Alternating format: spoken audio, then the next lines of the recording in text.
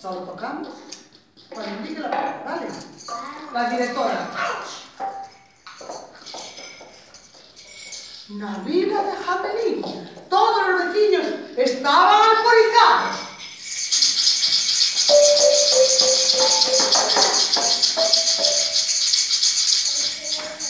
¿Sabes por qué? Porque una inmensa praga de ratos invadía las ruas y las casas.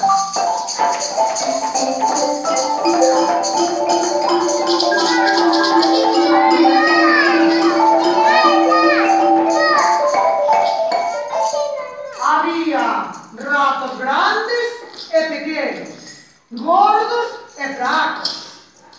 Un montón de familias de ratos. Corrían por todas partes.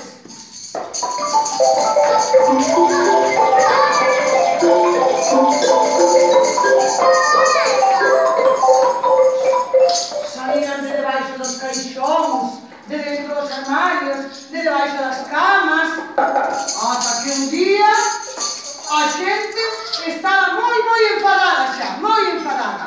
A ver que enfadada. Moi enfadada. A xente do povo estaba moi enfadada. Moi enfadada.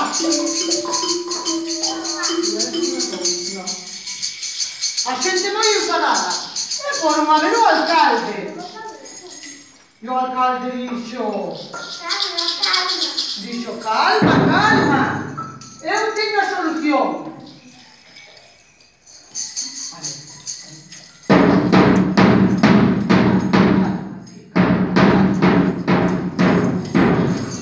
Non perdamos os nervios, dixo o alcalde.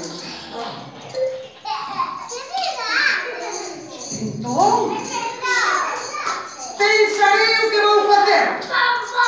E puxo na plaza do povo un cartel que decía: por orden do señor alcalde, ofrécense 100 moedas de ouro para a persoa que consiga librar o povo de Amelín da praga de ratos.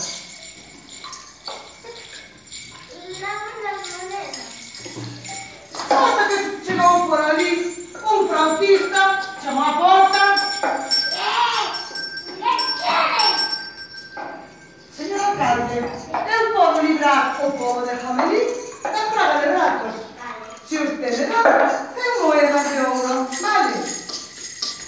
Entón empezou a tocar a súa flauta, que era unha flauta máxica, e os ratos foron detrás dele, os ratos detrás de mí. A ver.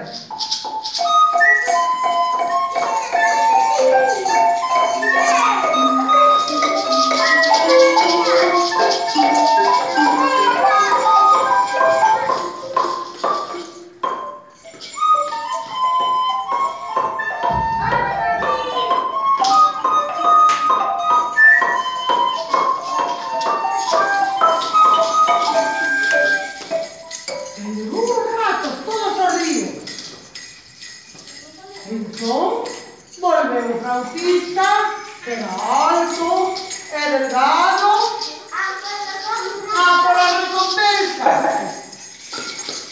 pola recompensa. Oh, son 2 moedas. Oh, todo enfadado.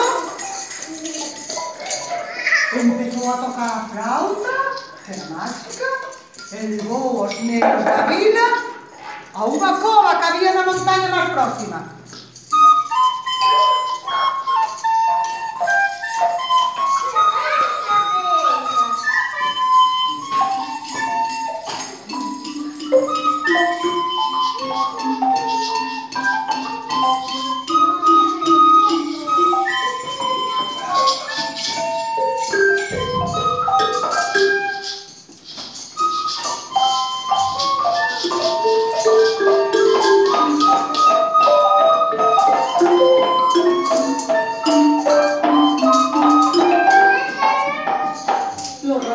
Ahora están los ratones, ¿cómo están?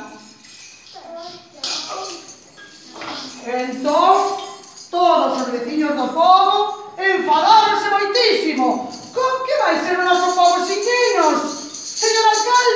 Por favor, señor alcalde, que nos devuelvan los nuestros niños. Queremos los nuestros niños. Queremos los nuestros niños. ¿Qué me dice, señor alcalde?